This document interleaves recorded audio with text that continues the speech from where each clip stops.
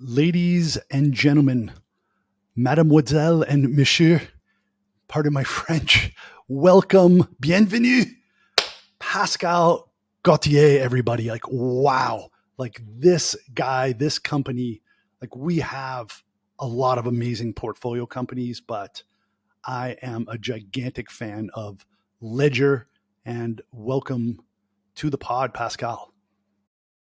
Hey, Rich. Merci beaucoup.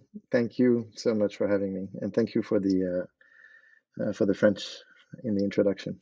Trying my best. I lived in China for a long time, and there is a very, very strong French mafia in the tech space there. Actually, it's really amazing how strong Paris is as a tech hub. I think a lot of people talk about Berlin, but there's a really, all the way back from Minitel up until present time, and the insanely competitive universities there, and the chip and pin technology for banks. I'd love to dive into all that and why it's such a perfect fit for you guys to have spawned out of Paris. But before we do, I'd love to just hear the update on Ledger, just like a quick intro and like what's hot and sexy and getting you excited at this present moment. Sure. Look at Ledger. The latest announcements were in December when we announced Stax, and that's really our new hardware product. That's really what's hot, and we're working really hard to ship the first units in April, and then others in May, etc., etc. And the team is doing an extremely good job. It's a world first what we're doing with Stax. Yes, it's a hardware wallet, but it's the first time that you're going to have an e-ink curved screen, and that's courtesy of Tony Fadell. Tony Fadell. We'll dive into that, but that's like a hardware wallet that you want to cuddle with. Like it's amazing. Yeah, it's like Apple and Ledger made a baby. Tony came with design and greatness, because when it comes to hardware, consumer electronics, it doesn't get much better than Tony Fadell. Indeed. And Ledger came with security, and so you have this uncompromising attitude on security, which is Ledger, and then you have like sort of design, usability.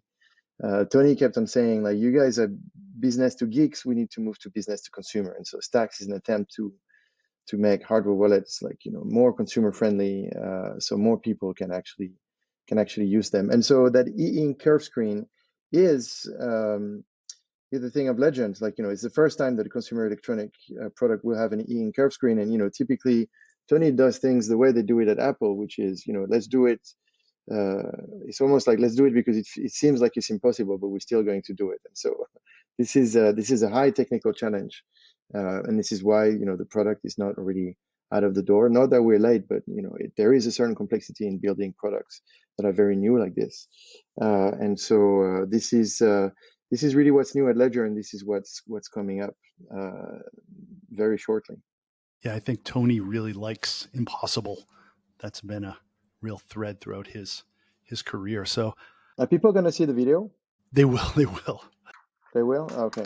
So apologies for the hotel room, but like this is Stax. Oh, you got it in the beautiful. I was going to ask. That is wow. So I was setting one up. How do they attach together? How do they actually stack? Is it mag? Oh. This is your like the first screen, and then you follow the instructions, and then the way that they attach together is like so. Wow. My son's had these magnetic like building blocks, and it's so satisfying to work with those. Wow. Like that's extraordinary. This is exactly how Tony designed this. Like I remember him telling me like he was playing with those magnetic blocks like your son.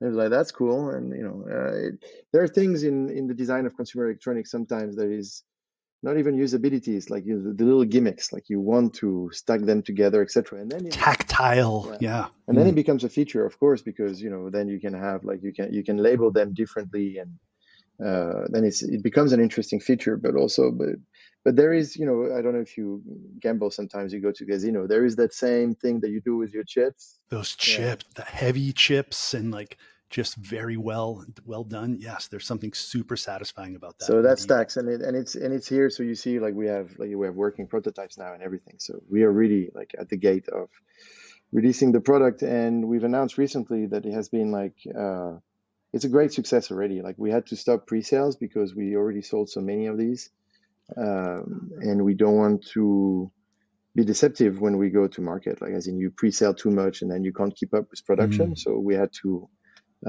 stop. And compared to any other product that Ledger has launched in the past, this is between three and this is between 3 and 8x better, like in terms of velocity, number of products sold, pre-orders, etc., etc. So it's a real success already. Yeah, and let's peel that back about this overnight success after more than a decade of chipping away at this pin and chip technology. Let's talk about the most obvious elephant in the room is FTX, and how not your keys, not your cheese, and how that's really hyper accelerated, at least in my view. What's happened in your space? Can you talk a little bit about that, or at least all of 22 last year, how that gave you guys a boost? Yeah, so it was definitely a moment for crypto in general, and for Ledger in particular. Um, but there have been moments like this in the past. Like we have a tendency to forget very quickly. But crypto was built. Bitcoin, the white paper was published after the collapse of Lehman Brothers, and this is sort of what triggered sort of Bitcoin and this adventure of decentralization and don't trust centralized systems, et cetera, et cetera, because nobody is too big to fail. And we learned it the hard way in 2008. And people have a tendency to forget. They're like, oh well, let's trust FTX. I'm like, why would you trust FTX if Lehman Brothers can fail? Like, why trust FTX? It's the same problem all over again. And before FTX, it was Mt. Gox, et cetera, et cetera. And so the story of Bitcoin sort of paved the way to success is paved by sort of the deaths of those central authorities that are bound to fail, and some more than others. Like FTX was probably much more fragile than much more fragile than the Lehman Brothers, etc. So if Lehman Brothers can fail, FTX obviously. And decentralization and Bitcoin was actually built for that purpose. Like you don't need to trust a central authority. You don't need the middleman. You can actually exchange value peer to peer. It's a cash electronic peer to peer system, right? And so we at Ledger have been advocating for this from the beginning. Actually, we were built on these principles. Like not that we invented anything, but we're like, sure, decentralization, private keys. You need to own your Bitcoin, you can't trust a central authority. And so if you own your Bitcoin, you need security, endpoint security. And what's best than the chip and pin technology to protect secrets? I mean, really, that's the that's the only thing. Sometimes people say, oh my God, like you had a great idea. Like your ideas are very cheap. Like, this is the idea. The execution is very difficult. Like how do you go from that idea to building a business? That's a different story. But the idea is simple. And we've been saying the same thing from the beginning. Actually, if you think about the space, like true decentralization, real decentralized companies, you don't have many. And I do still see, CZ the other day say, I'm going to call bullshit when I see it now. It was after the FTX, in the aftermath of FTX. And, sort of calling bullshit on most exchanges that still promote decentralizations. And, they use the lingo of Bitcoin and crypto to For their promote favor. Yeah. to promote central services like, financial freedom. I don't see any financial freedom in keeping your Bitcoin on Binance, for example. Like I don't think that's financial freedom. That just Binance is just acting as a bank, and you shouldn't do that for that matter. You should definitely use Binance as a great service to enter the market or swap your coins, etc. For sure. Certainly. Yeah. But as soon as you're done, then you should withdraw everything and bring them to the safety of Have it in your control. Indeed. having your control for sure. So the market hasn't changed. Like it's just like people sometimes forget and then they remember. And the difficult thing here is like people are reminded the hard way, which is always sad because a lot of people have actually lost a lot of money that was important to them. But and this is why I think we're putting a lot of emphasis on education at Ledger. And actually, with the Sandbox, with one of Animoca's brands, we've built an experience in the Sandbox around education. It actually was one of the most popular, if not the most popular program in the Sandbox for a while, still is, I think. Which shows that people are hungry for education. Like, they need to know.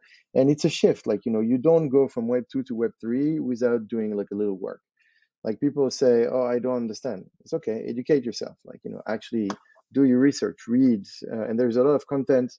Ledger has done a lot. Binance has done a lot. Coinbase has done a lot. You guys are doing a lot. There are a bunch of companies that are building this educational content. Yeah, and I think it's everyone's duty to do their due diligence, and not your keys, not your coins. Like that's the mantra now. Yeah, indeed. And I think that education is super important to take people to Web, 2.4 and then 2.6 and then on their way to Web 3. For sure. Let's educate our listeners about the origin story, bitten by a radioactive French security spider back, over 10 years ago. Why, I know why, and there's a lot of great reasons why, but why should this have come out of Paris? Like, why was it almost inevitable with like hardware and security and the sort of DNA there? Like, I think it's a pretty fascinating backstory. Yeah, I mean, the reason why, so when you build a company, you need to. So the founding team at Ledger and I, with the same level of ambition at the beginning, we're thinking the same. It's like, you know, what can we do that is outside of Web 2, because Web 2 is controlled by, Google, Amazon, Apple, et cetera, et cetera. So these are new protocols coming. So we thought, okay, the next big companies would be built on these new protocols. And what are the flows, etc. And so security, endpoint security is one of the flow of everything crypto. I mean, private keys is the flow. People say blockchain is secure. Yes, the blockchain is secure, but in and out of the blockchain, the endpoint security is the big problem, is the big security issue still. So you should really, when you sign a transaction, you should really be careful for, whether you clear sign or not, and whether you sign it with a trusted device, like with a device that actually is protecting your private keys. Like you should not use a software wallet on your phone or your computer, for example. Software wallet only is actually really poor in terms of security. If you pair your software wallet with a hardware wallet, then it's good. Okay, and so when you build a company, you're thinking, okay, what's the what's the playing field? And you're thinking, okay, new protocols, okay, Bitcoin, okay, worldwide, that's great. And then you start to think, okay, where am I? So I'm in Paris. And then you start to think, okay, well, what is the edge when you're in Paris? What was interesting with crypto and Bitcoin is that suddenly, whether you were in Paris, Romania, the US, anywhere in the world, actually didn't change anything, in the sense that you had access to a global market right away. And so then you have to think, what's good in France. Actually, France, even outside of Ledger, is very rich when it comes to crypto. It is probably the most vibrant scene in Europe, before London, before Germany, etc., which is upside down. Like usually it's UK first, Germany second, French third in Europe when it comes to innovation and tech. But France, but when it comes to crypto, it is France first, and then everybody else. And when it comes to tech now, France has been, actually growing pretty aggressively in the past few years. So it's not just crypto; it's also the rest of tech. But crypto, really, France is the tip of the sword in Europe at the moment. And the reason is, I think, is because France has the kind of talents that are very necessary in crypto. Paris and France in general is a great financial hub, and has a lot of people in finance that went sort of everywhere in the world. I mean, go to London, half of the population is French, and if you were going banks or trading desks, etc., most of the guys are French, because we have very good schools for this, mathematicians, etc. Cryptography is actually really big in France, and when it comes to hardware security, I mean, we invented the chip and pin technology, so it was very natural. Yeah, tell us a little bit more about what chip and pins, that underlying really solid foundation. Like what does that actually really mean? Yeah, I mean, it was a French invention in the 80s, and secure hardware is basically, European, more European. Like, the US were always more on sort of software, and the Europeans have developed this secure hardware technologies. You have the French, Israelis, Chinese, Russians. Like, this is the world of secure hardware is actually quite niche and quite small. And the French always had, like, big companies like ST Microelectronics, Thales, et cetera, et cetera. And we're really good. And we invented this, sort of chip and pin technology that first was promoted on phone cards, like, where we still had phones in the street and you could, and then credit cards. And basically, chip and pin technology has always been designing to protect cryptographic secrets. But before, it was to protect the secrets of your bank or your telco operator, et cetera, et cetera. And so we adapted this technology to protect your secrets. But it's very funny because the chip and pin technology, when you look at a chip with a microscope and you look deep down, it looks like a little city. So it is really hardware security. It's really hardware that sort of protects the cryptographic secret that is inside the chip. Yeah, I think that's so fascinating. I was listening to Tony Fadell, how he said that there's a hacking vector. There's so many different ways. Like in the beginning, you didn't want to use some other type of touchscreen because there's a way to sort of hack through the screen or to see the memory of it. And there's a lot of things that people haven't thought of yet. But this chip and pin technology has been broken and fixed, and all the edges and burrs have been taken off it over decades and billions and maybe trillions of transactions. And then to be able to build on that, I think the two takeaways there is that there's a lot of ways for tech ecosystems to grow around the world now, especially post COVID, and doesn't have to be Silicon Valley.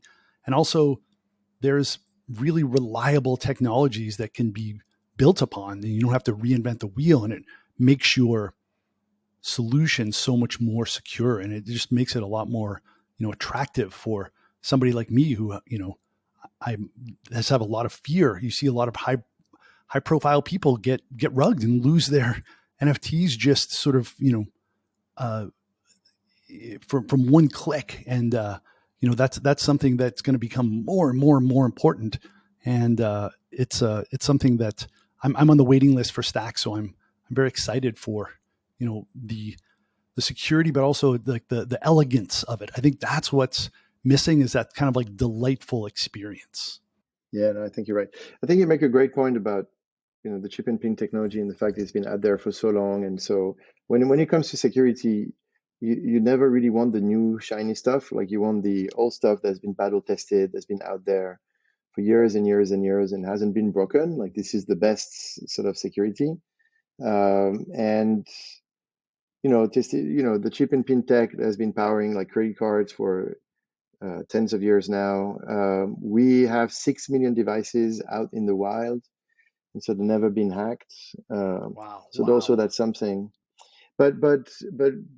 But people have a tendency now to think, okay, but it's a standing still technology. Actually, what most people don't realize, it's not. Like, under the hood of that chip, you have a lot of work that is still going on, where defense and offense are always playing at the same time, and you need to continue on playing defense. So typically at Ledger, we have this attack lab called the Dungeon, and their job, we have like 15 hackers internally, some of the best in the world. Actually, we have the best attack lab in the world when it comes to these issues, and their job is to break our own defenses before anyone else does. And they do research sort of on a daily basis on the same products, meaning that there is always like a new way of attacking the product. And so you continuously need to build defenses sort of back up, I would say, because there is a new, suddenly, like, you find that there is a new attack vector. So it's not like you build a product, you ship it in the market, and then you're good for 5 years. It's like it's a constant uphill battle to fight the attackers. And so there's a lot of R&D that goes into. And so what we've done is not just to take an old technology and just, voila, we use it and it works. It's just we adapted it to this new problem of securing, like, users' private keys, and we're upgrading it constantly. And something that is happening in the background that our users don't see. I mean, they see it. Obviously, you see it because you need to upgrade your firmware from time to time, etc. And it's usually because we add new features, but also sometimes because we add also new security features just to make it more resilient, more secure all the time. Resilient and anti-fragile. Yeah. So wow, I mean, that's I was listening also to Tony, and he said, he sold his company to Google, and he of course was at Apple, and he said the security level is an orders of magnitude bigger at where you are. But I think the real takeaway there is that I was in China for 25 years, and Tencent had a messenger. It was their core product, and they created three teams internally to battle against each other and make a messenger for the smartphone. And that turned into WeChat. And then WeChat ended up adding hundreds of billions of dollars to their market cap because they were like, we're going to get disrupted. Screw it. Let's disrupt ourselves. Let's attack ourselves and make ourselves stronger in that way. And also as a CEO, as an entrepreneur, you need to do the same thing to yourself. You need to, you know, challenge yourself, fire yourself, attack yourself, and find your weaknesses and find ways to compensate for that. So I think that's an incredible moat and competitive advantage, and gives me even more comfort. And I can't wait to cuddle my Stax when they come in later. So let's talk about Tony and also Ian Rogers. You have a couple of like super world class, high profile people that you've pulled onto your team. I mean, I just love to hear a little bit about that story. I mean, I'm such big fans of all three of you guys, and you know, any one company would be happy to have one of you, but all three, wow. Well, that's very kind. Well, look, it's a very simple story. It starts with friendship. Um, Ian moved to Paris, what seems to be like yesterday, but I think it was 7 years ago now. And he was an ex-Yahoo, and I used to work at Yahoo as well. And so a common friend of ours, a guy called Toby Couple, who is now a VC in London, is a fund called Mosaic Ventures, who used to be chief strategist officer at Yahoo way back when Yahoo was really big. Toby tells me, "Hey, you're in Paris. Ian is in Paris. You guys should meet." And Ian just arrived. And honestly, we met at a party that he was throwing for LVMH. And Ian is a super guy, he's one of the coolest guy on the planet. And so I met with Ian. I'm He like, was with the Beastie Boys before, and then he gets hired by LVMH and Yahoo. I mean, he's like a renaissance man. very much so. And so I met with Ian. I was like, man, you're cool, and I'd like to be your friend. Honestly, it was just like two kids meeting each other, and he was like, oh, you're cool too. I'd like to be your friends too, and we became friends. That's how it And works. yeah, and we just became friends, and then we did like few things together. But one thing leading to another, like as friends, you talk and you talk about like what you see in life that is great, etc. And we both like tech guys, like we like tech, we like we like this game, like for us it's a game. Like it doesn't feel, for me, working doesn't really feel like working.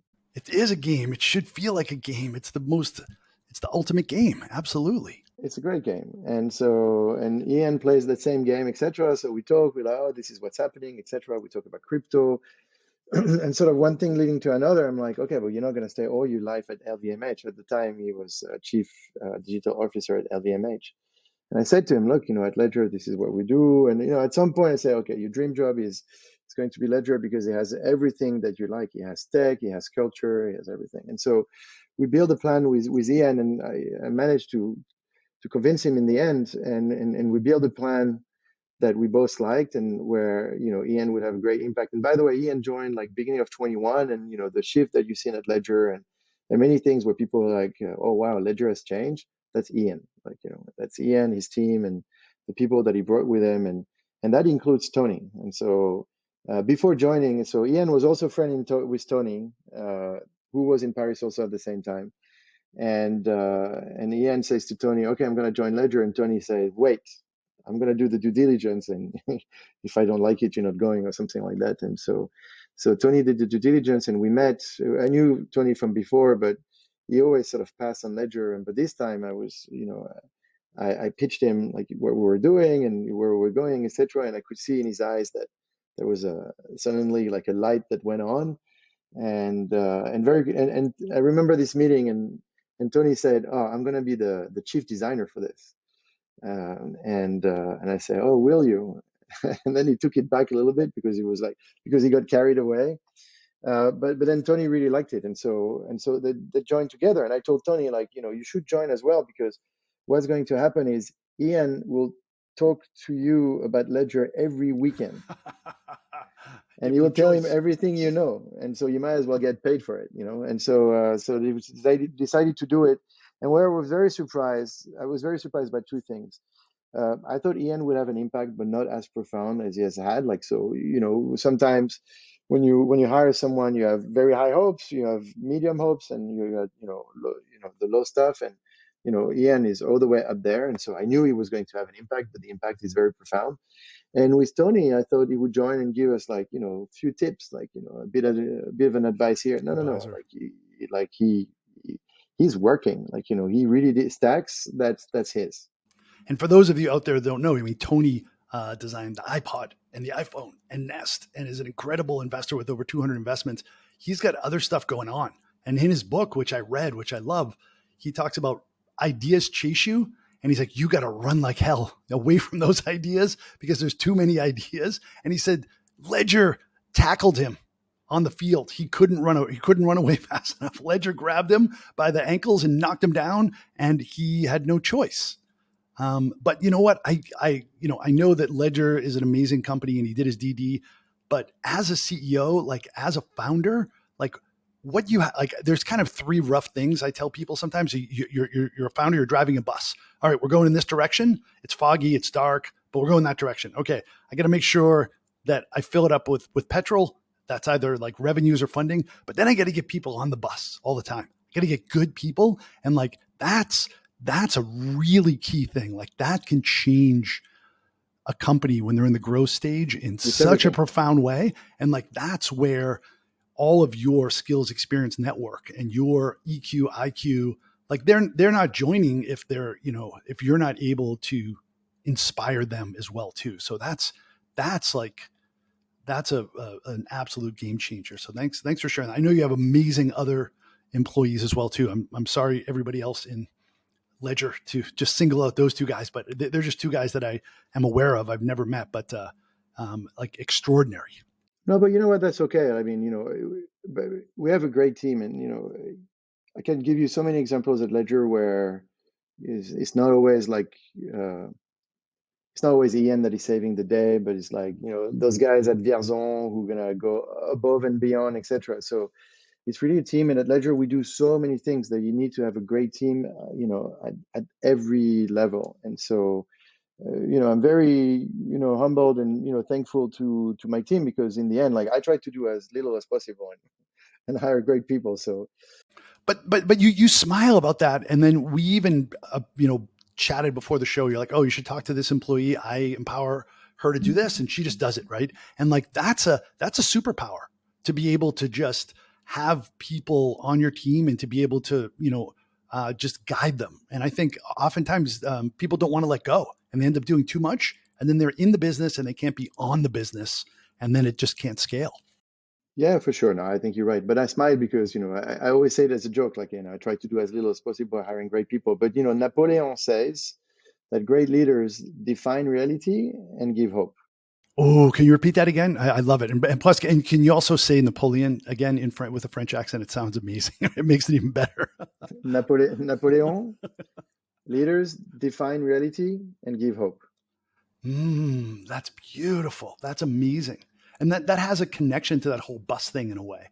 Is that like this is the direction we're going in, and then I'm just gonna, inspire you guys. Just get by getting greater people on board and getting resources and giving you the right culture. Then yeah, people want hope. People want to play this sport. It's a game, right? People want to be on a team and be like, we can win the championship. We can do it. And it's got to be like rah rah rah. Like I've always been like super excited, like I'm a like I'm in a game or I'm in the stands, right? Because that's what startups are. You have to believe that it's a fun game, but also a brutal, competitive, and so many times you're just low energy, and you have to sort of suspend belief, like the Ted Lasso TV show. If you ever watch that, right? Just believe, right? So and like obviously you made Ian Rogers and Tony Fadell believe. Like that's your That's really job.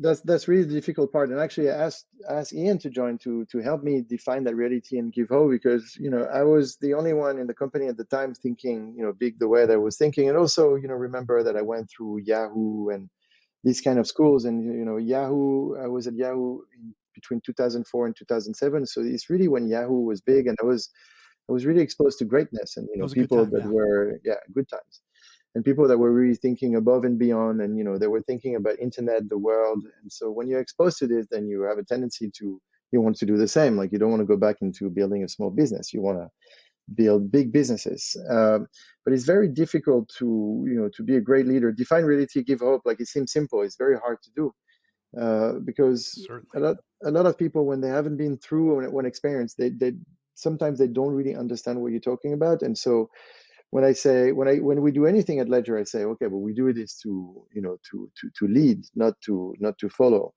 But a lot of people don't have that kind of mentality. And so when I asked Ian to join, it was also to help me sort of define that reality, and give it, like, build the narrative around the company, which Ian did perfectly. And so that was very important, because Ian had the same level of ambition as I did and knew it was possible. And so at least I could have a discussion with him. Then we can form a narrative, and then we could present it to the rest of the team, and the team will go like, aha.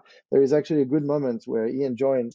There's one guy in the company called Remy. So I'm calling it out right now. Shout out to Remy. And shout out to Remy. And I told Remy like one thing like 10 times. And every time, like, I could see that he didn't get it. He didn't want it. Like, there was something that was wrong in the way I was saying it to him.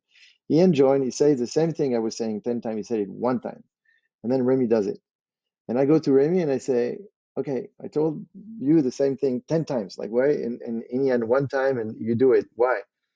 He looks at me and he's like, Ian just said it better. That's beautiful. But that's another beautiful lesson, is that there's really no bad employees. Not that you're a bad employee, Remy, right?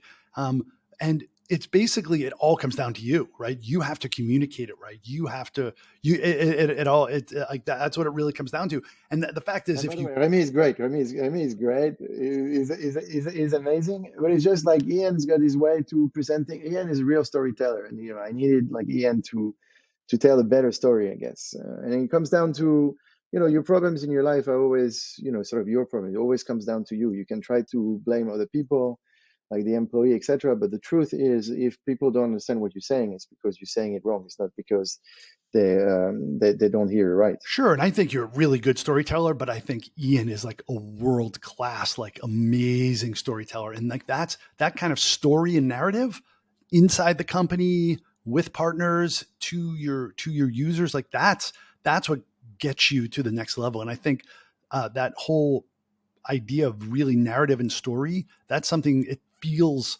kind of maybe even not professional and a little bit informal and loose, but it's really one of your most powerful tools. And you guys do it so well, because hardware wallets are not sexy. If you say that out loud, it feels like I should, I picture a website that's just the most unsexy, website in the world. And then I go to your site and see your products, and I'm like, oh wow, that it's a really personal story, because it's really all about all the users' assets, all of your assets, like everything you own could potentially be on that in the future. Yeah, 100%. And by the way, we don't call them hardware wallets anymore. We just call them ledgers. Of course, that's beautiful. Yeah, that's beautiful indeed, indeed. And I'm gonna, tell that story myself too. So speaking of stories, tell us a little bit about your story. Like your journey along the way, and then some lessons that you learned that you could maybe impart to some other founders. Some things that you really kind of maybe wish you knew earlier on in your journey. Yeah, I mean, I think it's maybe classic. So, I'm a Parisian. I'm a university dropout. I was lucky that I dropped out around 2000, where the internet was booming in Paris, and I was lucky enough to be hired by this young startup called Do You, and I really started at the bottom of the and sort of learn everything from there. And and I was again lucky to do successfully a few great companies. And Kelku at the time, who sold for 500 million to Yahoo in 2004. Like, these are the old days, but Kelku was like a shopping.com. And it was at the time where the shopping battle was happening, Google Shopping, Yahoo Shopping, all these guys. And joined Yahoo in 2004, which was really my luck because again, Yahoo was a public company. It was a great company, great people. And then I left at the end of 2007 and joined a small company at the time called Criteo in France. And we invented basically personalized retargeting. Wow. Not a small company now.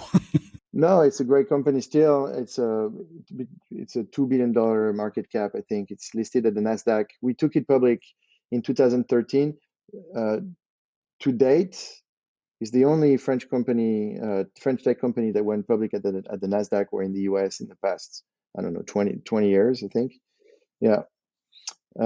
Great company. I think still like 3,000 people working there, like a few billions of dollars of revenue, etc. Global Huge. execution. We went from Paris to Asia to the US to everywhere. When people at the time were telling us it's impossible, it's impossible, like no French company can succeed in the US. And in my mind, I was thinking, okay, watch me, because Yes. why not? Like, and also, of course, like if you go, if you're in a French tech business, you want to go to the US, like you have to have an edge. And so you ask, like, what is the advice? There are a few, but really, when you build a business, it's three things: ambition, resilience, perfect execution. These are the three things. And when you think about your ambition, you need to think about, okay, what's my edge? And we were talking about like hardware, secure hardware. So when you're in France, that's an edge because you have the best engineers in the world to do this. Like, what is your edge when you're trying to build your business? And what is your ambition? And really, with Criteo, it was that, like, we knew that we had something that was special, and that was your possibility to take it in the US because it's so competitive that if you don't have anything special, or if you think you're going to beat US companies on their own turf with the same product, then forget about it. Like, that's never going to work. If you have an edge, and if you have something that nobody else has, then you can do it. Fantastic.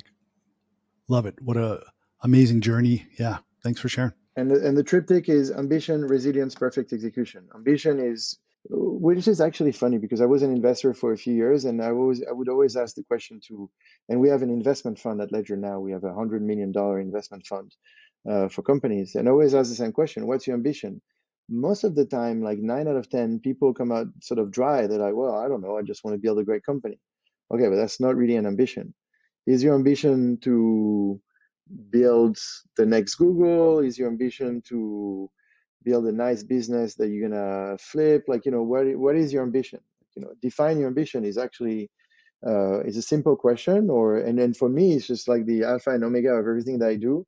When we build Ledger to get someone like Ian, define reality, give hope. Like, I need to have an ambition that matches Ian. Like, if our ambitions are not matching, if I tell Ian, hey, why don't you come and we're gonna do this little cute company in France? He's gonna look at me and he say, hey, let's just have a few drinks and and not talk business anymore. Like, you need to align on ambition, and and it's not a bad word. It doesn't mean greed. It means, what is the scale? What are you reaching for the stars? Are you trying to build a small business?